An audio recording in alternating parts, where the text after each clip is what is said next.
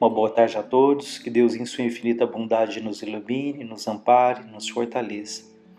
Nós trouxemos hoje do livro Boa Nova, que é o livro com a psicografia do Chico Xavier, pelo espírito de Humberto de Campos, seu irmão X, o capítulo 8 que fala sobre o bom ânimo. É um capítulo bastante interessante. Ele nos diz: o apóstolo Bartolomeu foi um dos mais dedicados discípulos do Cristo, desde os primeiros tempos de suas pregações junto ao Tiberíades. Todas as suas possibilidades eram empregadas em acompanhar o Mestre na sua tarefa divina. Entretanto, Bartolomeu era triste e, às vezes inúmeras, o Senhor surpreendia-o em meditações profundas e dolorosas.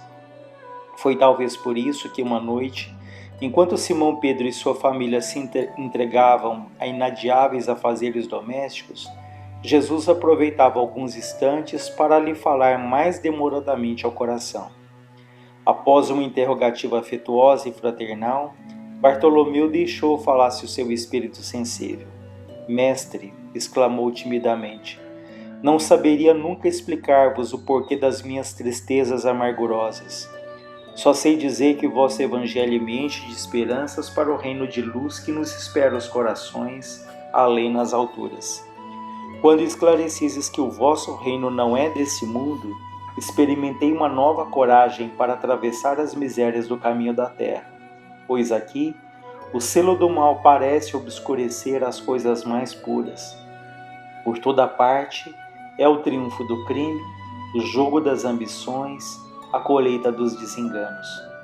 A voz do apóstolo, de Bartolomeu, se tornara quase abafada pelas lágrimas. Todavia, Jesus fitou brandamente e lhe falou com serenidade. A nossa doutrina, entretanto, é a do Evangelho ou da Boa Nova. E já vistes, Bartolomeu, uma boa notícia não produzir alegria? Fazes bem conservando a sua esperança em face dos novos ensinamentos. Mas tudo o que eu quero é acender o bom ânimo no espírito dos meus discípulos. Se já tive a ocasião de ensinar que o meu reino ainda não é desse mundo, isso não quer dizer que eu desdenhe o trabalho de estendê-lo um dia aos corações que mourejam na terra, que lutam na terra. Achas então que eu teria vindo a este mundo sem essa certeza confortadora? O Evangelho terá de florescer primeiramente na alma das criaturas, antes de frutificar para o espírito dos povos. No entanto, venho de meu Pai cheio de fortaleza e confiança, e a minha mensagem há de proporcionar grande júbilo a quantos a receberem de coração. Então, nesse primeiro momento, Jesus diz a Bartolomeu, que se encontrava muito triste, que o Evangelho ele viria como uma boa nova, que essa boa nova, essa boa notícia, ela deveria despertar a alegria, a esperança. E ele fala, meu reino ainda não é desse mundo. Ainda não é porque está nessa fase de transformação que sempre temos falado. Mas apesar do reino de Deus ainda não ser desse mundo, não ser ainda um reino de paz, de fraternidade, nós podemos e devemos ali cultivar e buscar nossos momentos de alegria, de serenidade, Porque se ao lado da vida ali as lutas, as tristezas, igualmente todos nós temos ali esses momentos de pausa, de serenidade, em que devemos estar ligados a Deus para nos fortalecermos. E é muito interessante quando ele diz também que o Evangelho ele terá de florescer primeiro na alma das criaturas, antes de frutificar para o espírito dos povos. Então, a mudança do mundo, a mudança de um povo, de uma sociedade, de qualquer núcleo, ela só se faz a partir da mudança de cada um de nós. Então, nós nos perguntamos quando o mundo será um mundo melhor, quando a humanidade será mais solidária. Nós devemos nos perguntar, a partir de que momento eu serei mais solitário, mais solidário, a partir de que momento eu serei uma pessoa melhor, porque as nossas atitudes, elas têm um efeito muito grande, queiramos ou não, as nossas atitudes, os nossos pensamentos, as nossas vibrações, elas influenciam a encarnados e desencarnados, elas influenciam aqueles que convivem conosco, aqueles que nos observam, enfim. Como ele diz, a transformação do mundo ela começa pela transformação individual, porque isso tem um efeito multiplicador, sem que a gente faça ideia da extensão dessas influências, seja para o bem ou seja para o mal, né? Todas as nossas atitudes elas repercutem, elas reverberam no ambiente, né? no meio em que nós estamos ali convivendo. Depois de uma pausa em que o discípulo contemplava silencioso, o mestre continuou. A vida terrestre é uma estrada prodigiosa que conduz aos braços amorosos de Deus. O trabalho é a marcha. A luta comum é a caminhada de cada dia. Os instantes deliciosos da manhã e as horas noturnas de serenidade são os pontos de repouso. Mas ouve-me bem. Na atividade ou no descanso físico, a oportunidade de uma hora, de uma leve ação, de uma palavra humilde, é o convite de nosso Pai para que semeemos as suas bênçãos sacrossantas. Em geral, os homens abusam desse ensejo, dessa oportunidade preciosa, para anteporem a sua vontade imperfeita aos desígnios superiores, perturbando a própria marcha. Daí resultam as jornadas mais ásperas, obrigatórias, para a retificação das faltas cometidas, os infrutíferos labores. Em vista dessas razões, observamos que os viajores da terra estão sempre desalentados, desanimados. Na obcecação de sua vontade própria, ferem a fronte nas pedras da estrada, cerram os ouvidos à realidade espiritual, vendam os olhos com a sombra da rebeldia e passam em lágrimas em desesperadas imprecações, amargurados gemidos, sem enxergarem a fonte cristalina, a estrela cariciosa do céu, o perfume da flor, a palavra de um amigo, a claridade das experiências que Deus espalhou para a sua jornada em todos os aspectos do caminho. Então Jesus diz a ele que os instantes deliciosos da manhã e as horas noturnas da serenidade são pontos de repouso, nos alertando o quanto é importante nesses primeiros momentos do dia a nossa prece, o nosso pensamento positivo, o nosso pensamento no bem, a nossa gratidão a Deus, como nos diz André Luiz, abençoar a vida para que a vida nos abençoe.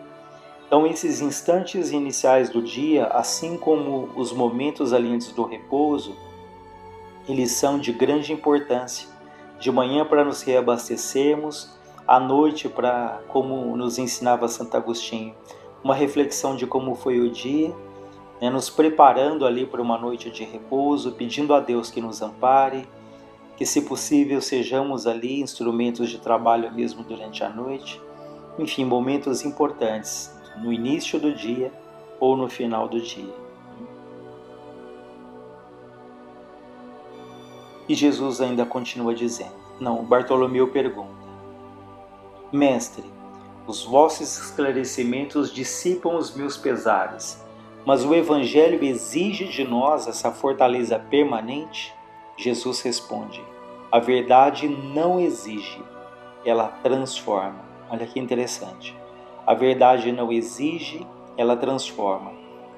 Porque a partir do momento em que nós vamos tomando essa consciência, conhecendo o Evangelho, mais do que isso, procurando vivenciar aquilo que ele nos ensina, nada será uma exigência. Aquilo gradativamente vai nos transformando por dentro, transformando os nossos sentimentos, a nossa visão. Então, o Evangelho ele não exige, mas ele nos transforma.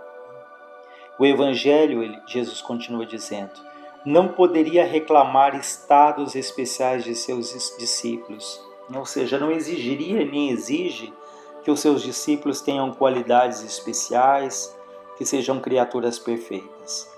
Porém, é preciso considerar que a alegria, a coragem, a esperança devem ser traços constantes das atividades em cada dia. Então, a alegria, a coragem, a esperança, isso nós temos que lutar para cultivar, para que sejam parte ali da nossa vida. Alegria, coragem e esperança. Jesus diz: por que nos firmarmos no pesadelo de uma hora, se conhecemos a realidade gloriosa da eternidade com nosso Pai? Por que nos firmarmos no pesadelo de uma hora? Por que nos deixarmos, trazendo para o nosso dia a dia, nos desesperarmos por uma fase mais difícil, por uma decepção, por um acontecimento doloroso na nossa vida? E se pensarmos que, olharmos para trás, nós vamos perceber que tantas vezes passamos por momentos talvez até mais difíceis, mais dolorosos, e sobrevivemos, estamos caminhando. Então Jesus diz a ele para que não firme ali no pesadelo de uma hora, né? Mas que pense na realidade gloriosa da eternidade. Ou seja, o que esse fato que hoje tanto nos machuca significará ali daqui a 5 ou 10 anos, ou se comparado a tantas coisas que aconteceram ou que acontecem na nossa vida, mas que lá na frente a gente vai perceber que doem, mas são aprendizados, são alavancas, né? São momentos ali que nos impulsionam a reavaliarmos, a buscarmos mais a Deus, a buscarmos mais a serenidade. E Bartolomeu pergunta: e quando os negócios do mundo nos são adversos? E quando tudo parece em luta contra nós? Perguntou o pescador de olhar inquieto. E há fases em que temos essa sensação de que tudo conspira contra nós, em tudo parece em luta, aparentemente as coisas não dão certo, os negócios do mundo, quando ele fala, também não são favoráveis. E Jesus responde: qual é o melhor negócio do mundo, Bartolomeu? Será a aventura que se efetua a peso de ouro, muitas vezes amordaçando-se o coração e a consciência, para aumentar as preocupações da vida material, ou a iluminação definitiva da alma para Deus, que só se realiza pela boa vontade do homem, que deseja marchar para o seu amor por entre as luzes do caminho? Não será a diversidade dos negócios do mundo um convite amigo para que a criatura possa semear com mais amor, um apelo indireto que arranque as ilusões da terra para as verdades do reino de Deus? Então aqui Jesus deixa claro que quantas vezes as coisas do mundo não nos são favoráveis, não acontecem de acordo com a nossa expectativa, mas que esses aparentes infortúnios, essas aparentes decepções, como ele diz, são convites ali para que a criatura, para que nós possamos semear com mais amor, um apelo indireto, como ele diz, que nos arranque aqui das ilusões, né? Então, nem sempre aquilo que nós pedimos nos acontece, nem sempre aquilo que desejamos vem ao nosso encontro, porque nós temos que pedir não que as coisas aconteçam, mas pedimos muito a Deus a serenidade, a lucidez, a sabedoria, para aproveitarmos aquilo que a vida naturalmente nos impõe. É claro que desejamos o melhor, mas procuremos colocar na vontade de Deus, justa, soberana, ali os nossos destinos, né? Porque Ele sim sabe o que é melhor, em que momento. Então, como Jesus aqui diz, né, que aquilo que a satisfação dos nossos desejos, de todos eles, talvez nos enlaçaria mais ainda na trama ali dos erros que nós acalentamos ao longo de muitas vidas. Então, que essas adversidades, elas são um convite de Deus, um convite da vida para que nós repensemos o que temos buscado, como temos agido, como temos sentido. Bartolomeu guardou aquela resposta no coração, não todavia sem experimentar certa estranheza. E logo lembrando-se de sua mãe, havia partido há pouco tempo, para a sombra do túmulo, perguntou ainda ansioso: Mestre, e não será justificável a tristeza quando perdemos um ente amado? Jesus responde: mas quem estará perdido se Deus é o Pai de todos nós? Se os que estão sepultados no lodo dos crimes hão de vislumbrar um dia a alvorada da redenção, por que lamentarmos em desespero um amigo que partiu ao chamado do Todo-Poderoso? A morte do corpo abre as portas de um mundo novo para a alma. Ninguém fica verdadeiramente órfão sobre a terra, como nenhum ser está abandonado, porque tudo é de Deus, e todos somos seus filhos. Eis porque todo discípulo do Evangelho tem de ser um semeador de paz, semeador de alegria. Jesus entrou em silêncio, como se houvera terminado a sua exposição judiciosa, justa e serena. E pois que a hora já ia adiantado, Bartolomeu se despediu. O olhar do Mestre oferecia ao seu, naquela noite, uma luz mais doce e mais brilhante. Suas mãos lhe tocaram os ombros levemente, deixando-lhe uma sensação salutar, saudável, e uma sensação também desconhecida. Então é muito interessante esse final, quando Jesus fala que ninguém está só, que todos somos filhos de Deus. E mesmo quando parte ali um ente querido, nós sabemos hoje pelo Espiritismo que se há essas ligações profundas, se há essa afinidade maior, nós jamais nos separamos daqueles que amamos. Que esses reencontros, eles um dia acontecerão, que deve acontecer de uma maneira natural. Jamais devemos pensar em abandonar a vida ou partir antes para encontrar um ente que já partiu, mas que isso venha ali naturalmente. E, enfim, fica aí essa mensagem bastante rica de Bartolomeu sobre o bom ânimo, para que mesmo diante das lutas que cada um enfrenta, tenhamos o bom ânimo, tenhamos a fé, tenhamos a coragem, na certeza de que todas as nossas dores, elas são passageiras. Lembrando uma vez mais da frase que diz: lição aprendida, sofrimento terminado. Ou quando Jesus nos diz: vinde a mim todos os que estáis cansados e aflitos, e eu vos aliviarei. Então nós vamos encerrando por aqui, agradecendo uma vez mais a Deus nosso Pai, a Jesus Cristo nosso Mestre, a Frei Fabiano de Cristo, e aos Espíritos que nos auxiliam, que nos amparam, que do outro lado vibram por cada um de nós. Que assim seja, graças a Deus, graças a Jesus.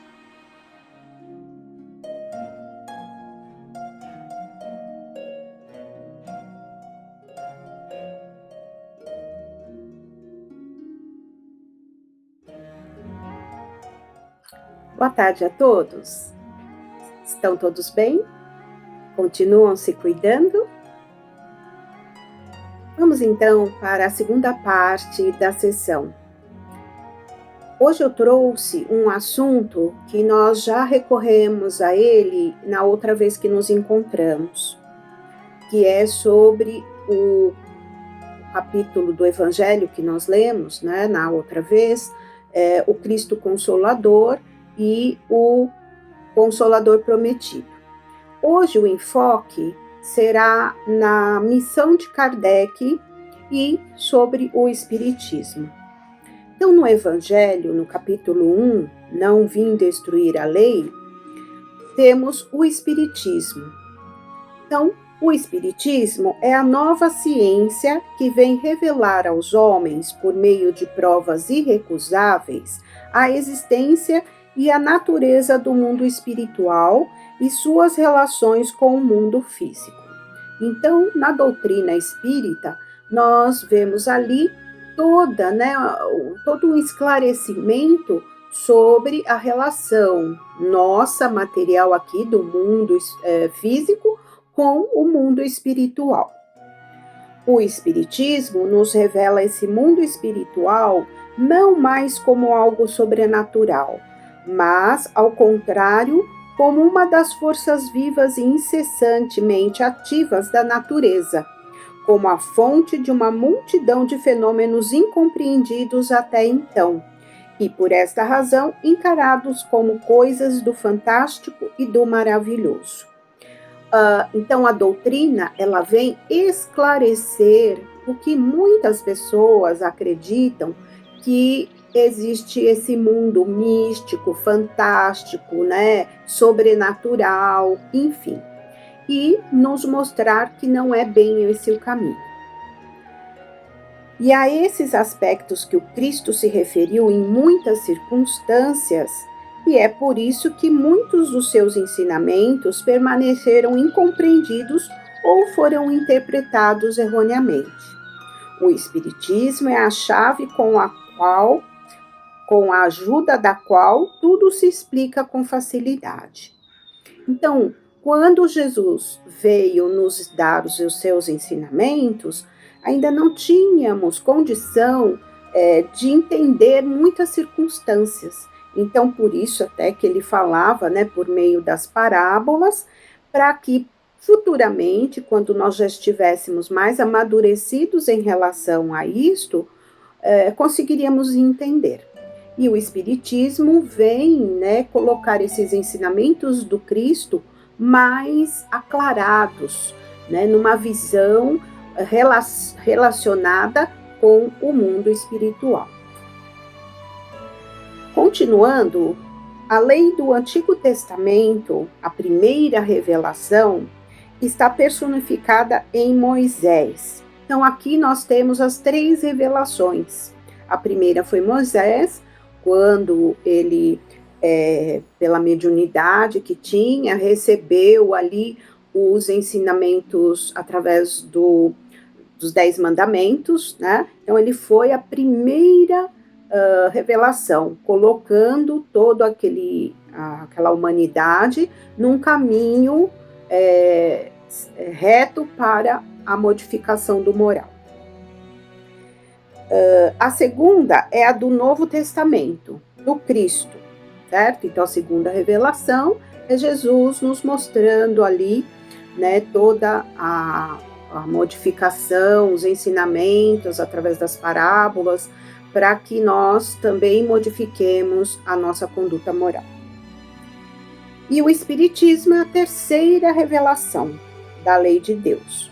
O Espiritismo não foi personificado em nenhum indivíduo, então ele não é único numa determinada pessoa, num determinado indivíduo, né?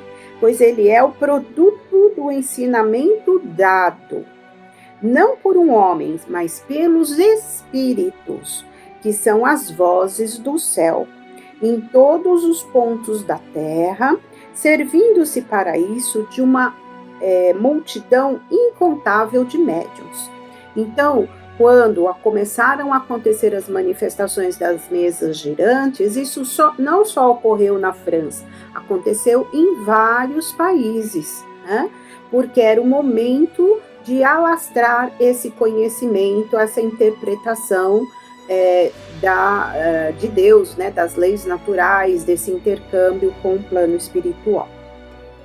É, de algum modo, um ser coletivo, abrangendo o conjunto de seres do mundo espiritual, vindo cada um trazer aos homens a contribuição de suas luzes, para fazê-los conhecer aquele mundo e a sorte que nele o esperava.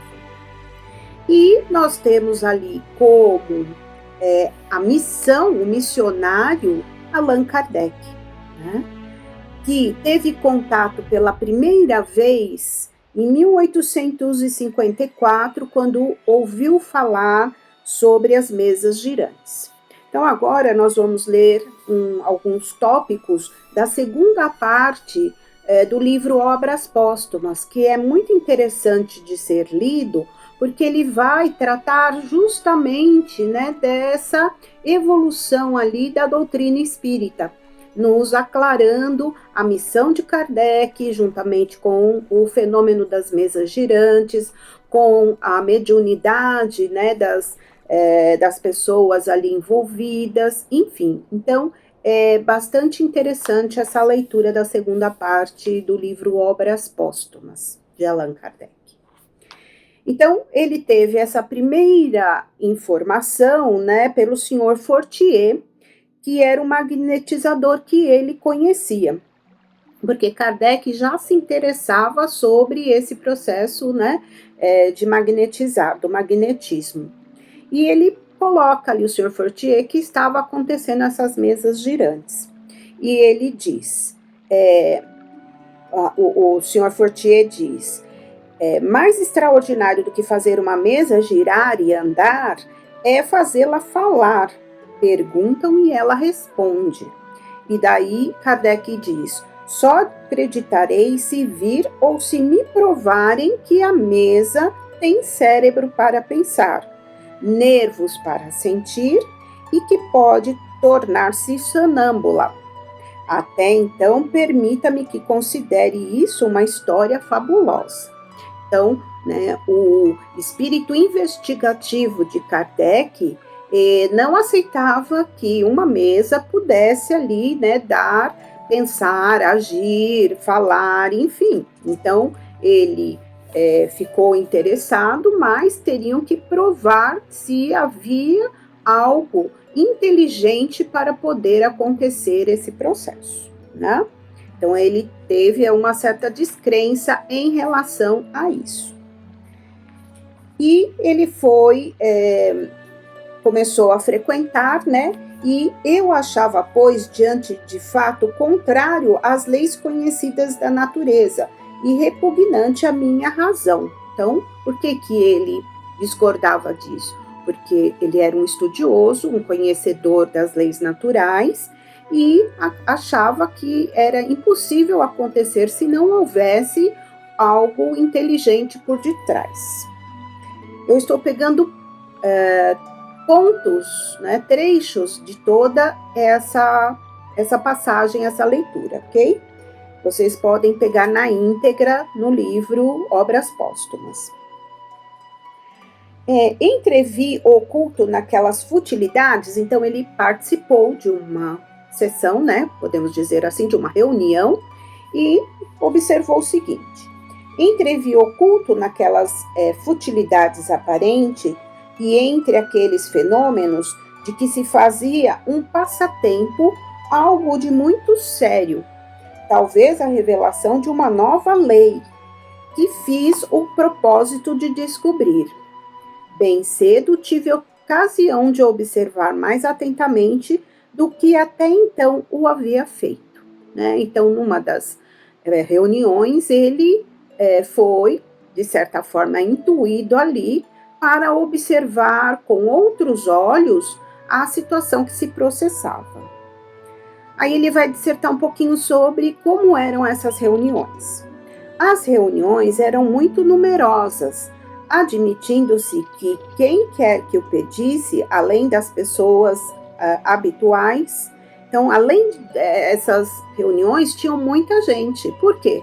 É como nós lemos aqui no Evangelho. As pessoas se interessavam pelo fantástico, pelo maravilhoso, né? Quem que não gostaria de ver uma mesa ali dando alguma comunicação?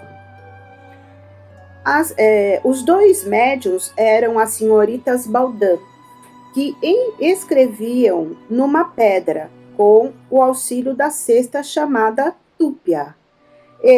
Tem uma nota, né, do revisor Herculano Pires nesse livro, e que ele diz que o Kardec usou esta palavra para o sentido da rotação da cesta, os movimentos circulares. E isso a gente pode encontrar também no livro dos médiuns. Este método, que exige o concurso de duas pessoas, exclui toda a possibilidade de participação das ideias do médium. Por ele vi comunicações seguidas e respostas dadas, não só a perguntas que eram propostas, como até as mentais.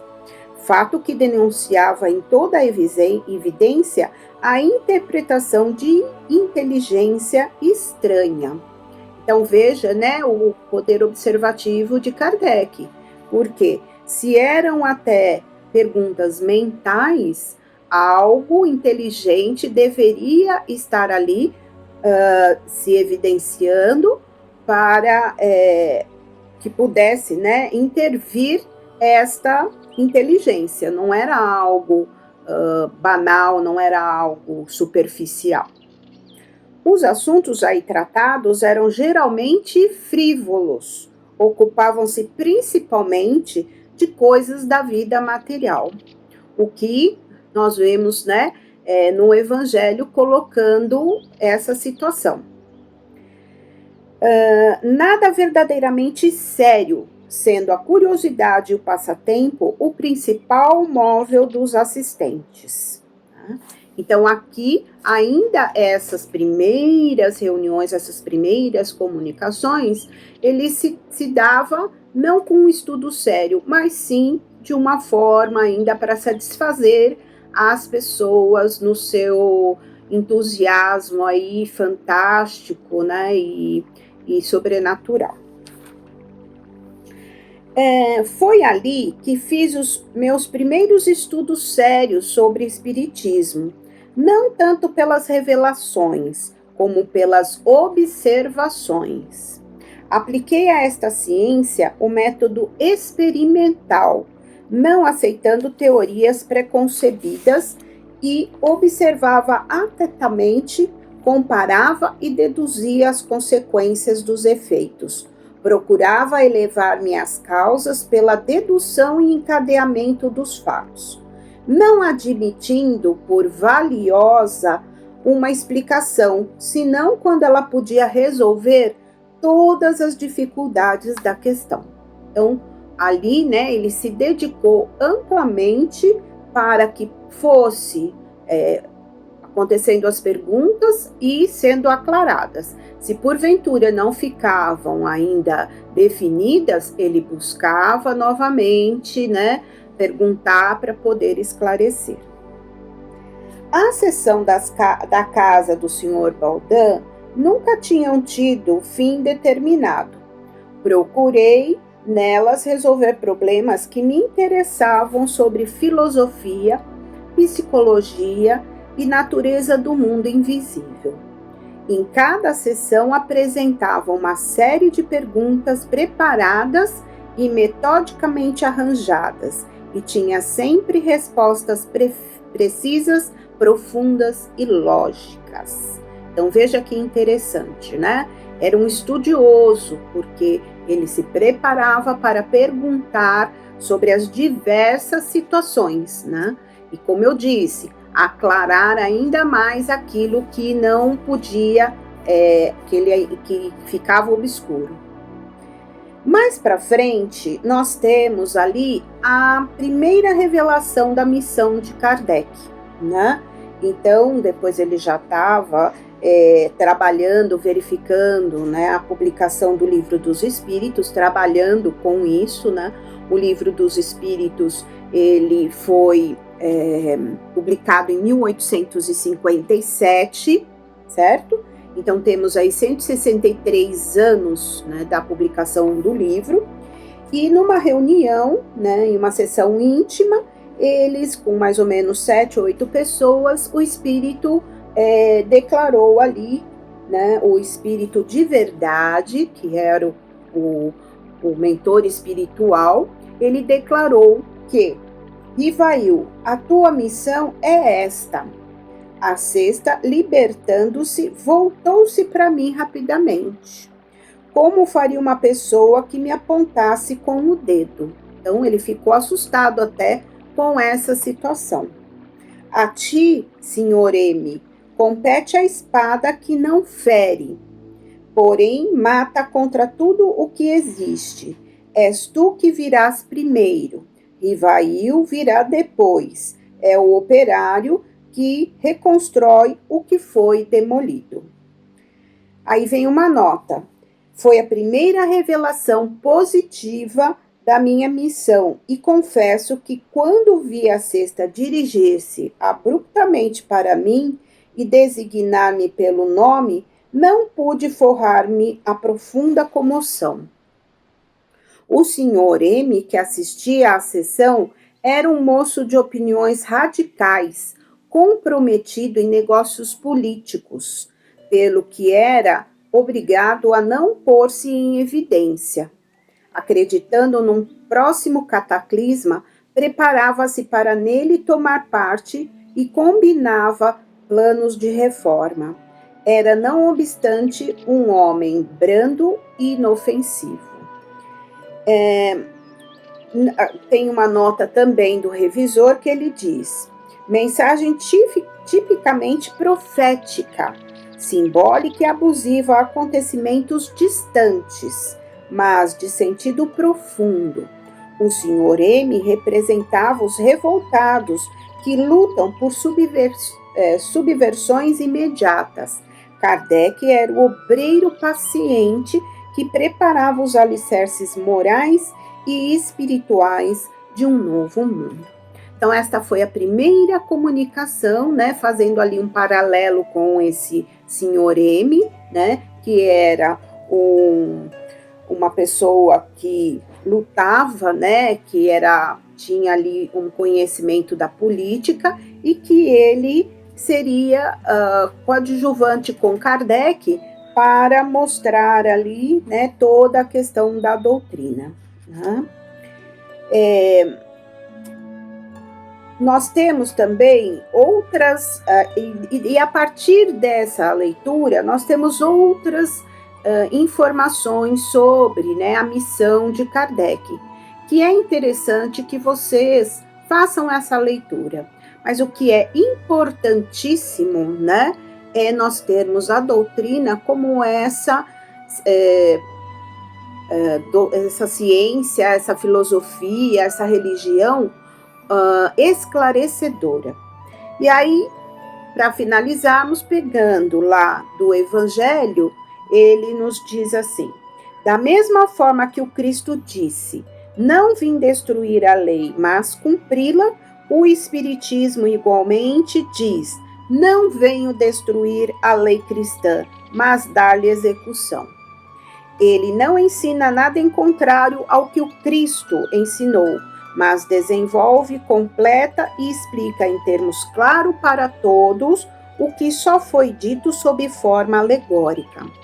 Ele, que está se referindo ao Espiritismo, vem cumprir no tempo anunciado o que o Cristo prometeu e preparar a realização das coisas futuras.